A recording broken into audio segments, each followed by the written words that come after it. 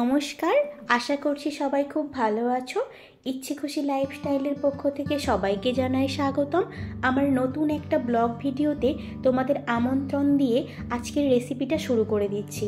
রেসিপিটা হলো এঁচোড়। দেখতেই পাচ্ছ তোমরা, এঁচোড়গুলো আমি কুচি করে কেটে নিয়েছি, আর তার সঙ্গে রয়েছে বড় বড় সাইজের চিংড়ি। একসাথে দুটোকে মিশিয়ে আজকে বানাতে চলেছি এঁচোড় চিংড়ি।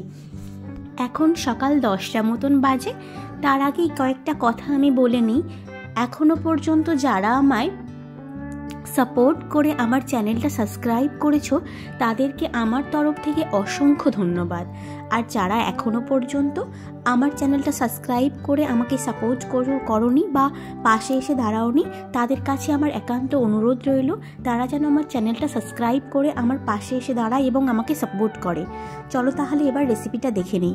রেসিপিটা প্রথমেই বলে নিচ্ছি, এঁচোড়গুলো কুচি করে কেটে আমি কিন্তু ভালো করে সেদ্ধ করে নিয়েছি। যেহেতু এটা শীতের সময়, এঁচোড়ের সিজন নয়, তাই এঁচোড়টা কিন্তু এই সময় অনেকটা শক্ত হয়। তাই ভালো করে আমি ওটা প্রেসার কুকারে 2টো সিটি দিয়ে সেদ্ধ করে নিয়েছি। এদিকে বড় বড় ডোমো ডোমো করে আলু কেটে আলুগুলোকে আমি এখন ভেজে নিচ্ছি। তেল দিয়ে প্রথমেই কড়াইতে কড়াটা গরম করে নিয়ে এবার আলুগুলো দিয়ে দিয়েছি। এবার ধীরে ধীরে আলুগুলো আমি ভেজে নেব। ওইদিকে চিংড়ি মাছগুলো ভালো সুন্দর করে বেছে আমি খোলাগুলো ছাড়িয়ে রেখেছি, যাতে শক্ত শক্ত না লাগে চিংড়ি মাছগুলো। এইবার আলুগুলো ভাজা হয়ে গেছে, তুলে নিচ্ছি একে একে। কড়াইতে অল্প তেল দিয়ে মশলাগুলো ভেজে নিচ্ছি। মশলা বলতে পেঁয়াজ কুচি, পেঁয়াজ কলি আর শুকনো লঙ্কা, অল্প একটু জিরে দিয়ে আমি একসাথে এটা ভেজে নিচ্ছি ভালো করে। ভাজা হয়ে গেলে মোটামুটি এর ওপর থেকে টমেটো কুচি দিয়ে দিচ্ছি। টমেটো কুচি দেওয়ার পরে অল্প একটু লবণ দিয়ে সমস্ত উপকরণগুলোকে ভালো করে ভেজে নিয়ে ওপর থেকে একটু বেশি করে তেল দিয়ে দিচ্ছি। এর মধ্যে অল্প একটু রসুন বাটা আমি প্রথমেই পেঁয়াজ কুচির সঙ্গে ভালো লালচে করে ভেজে নিয়েছিলাম, সেটা দেখানো হয়নি। এইবার ওপর থেকে আদা বাটা দিয়ে দিচ্ছি। আদা বাটাটা একদম শেষের দিকে দেব, এতে মশলার ফ্লেভারটা অনেক ভালো আসে। কারণ আদাটা প্রথমে দিয়ে দিলেই একদম ভাজা হয়ে গিয়ে গন্ধটা আর পাওয়া যায় না। পরিমাণ মতো লঙ্কার গুঁড়ো, পরিমাণ মতো হলুদের গুঁড়ো দিয়ে মশলাটা ভালো করে কষিয়ে নেব। এবার ওপর থেকে অল্প একটু চিনিও আমি দিয়ে দিচ্ছি। ফ্লেমটা স্লো রেখে ধীরে ধীরে মশলাগুলো আমি ভালো করে কষিয়ে নিচ্ছি। মোটামুটি কষানো হয়ে গেলে ওপর থেকে অল্প একটু জল দিয়ে কষানো মশলাটা সেদ্ধ করে নেব ভালো করে।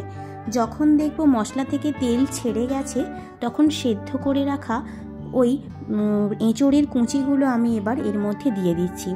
গ্যাসের ফ্লেম স্লো রেখে ধীরে ধীরে এঁচোড়ের কুঁচিগুলো আমি কিন্তু ওই মশলার সঙ্গে ভালো করে কষিয়ে নেব। ওপর থেকে একটু কাশ্মীরি লঙ্কার গুঁড়ো দিয়ে দিলাম, যাতে কালারটা অনেক সুন্দর আসে। আর একটু ধনে গুঁড়ো দিয়ে দিলাম, এতে টেস্টটা অনেক ভালো হয়।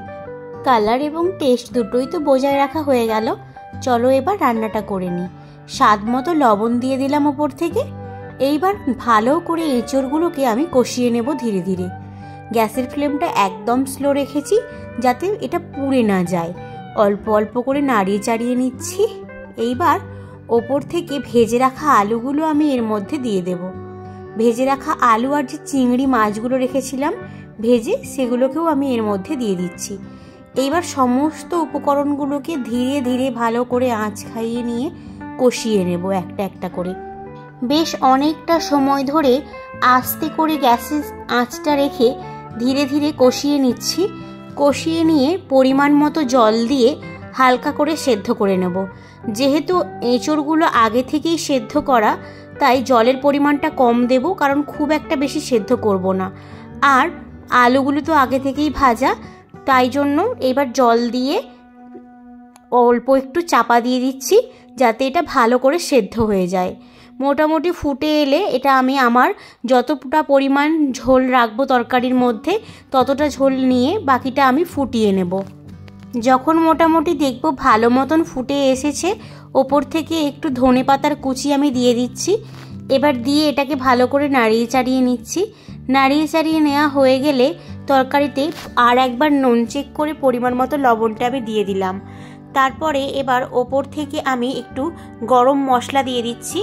এতে স্বাদটা অনেক ভালো হয়, তাই জন্য গরম মশলাটা দিয়েই এবার ভালো করে নাড়িয়ে চাড়িয়ে নিয়ে গ্যাসটা বন্ধ করে দিচ্ছি।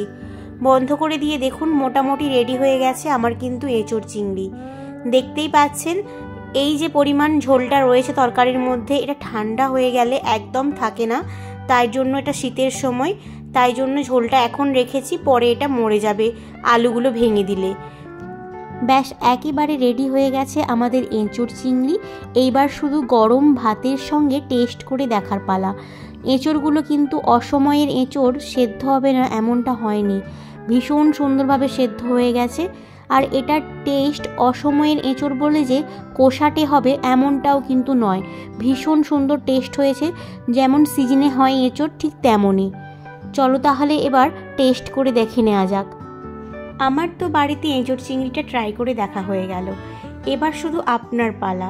তাহলে শীতের সময় প্রতিদিন শীতের সবজি যে বোরিং হয়ে যাচ্ছে, তার পরিবর্তে কিন্তু এক আধ দিন বাড়িতে এঁচোড়টাও আনা যেতে পারে। এইবার চলো একটা পাত্রের মধ্যে আমি এঁচোড় চিংড়িটা ঢেলে নিচ্ছি। এঁচোড় চিংড়িটা ভীষণ সুন্দর খেতে হয়েছিল, আর আমার তো এঁচোড় ভীষণ ভালোই লাগে, তাই আমি এত বারবার বলছি ভীষণ সুন্দর ভীষণ সুন্দর। আপনাদের ঠিক কার কার পছন্দ হলো রেসিপিটা, আর এঁচোড়টাও ঠিক কার কার পছন্দ কমেন্ট করে বলতে ভুলবেন না কিন্তু। তাহলে চলুন এবার গরম ভাতের সঙ্গে পরিবেশন করে নিই আজকের এঁচোড় চিংড়িটা। আমার তো ভীষণ পছন্দের, তাই আমি সাজিয়ে গুছিয়ে নিয়ে খেতে বসে গেছি দুপুরের লাঞ্চে এঁচোড় চিংড়ি।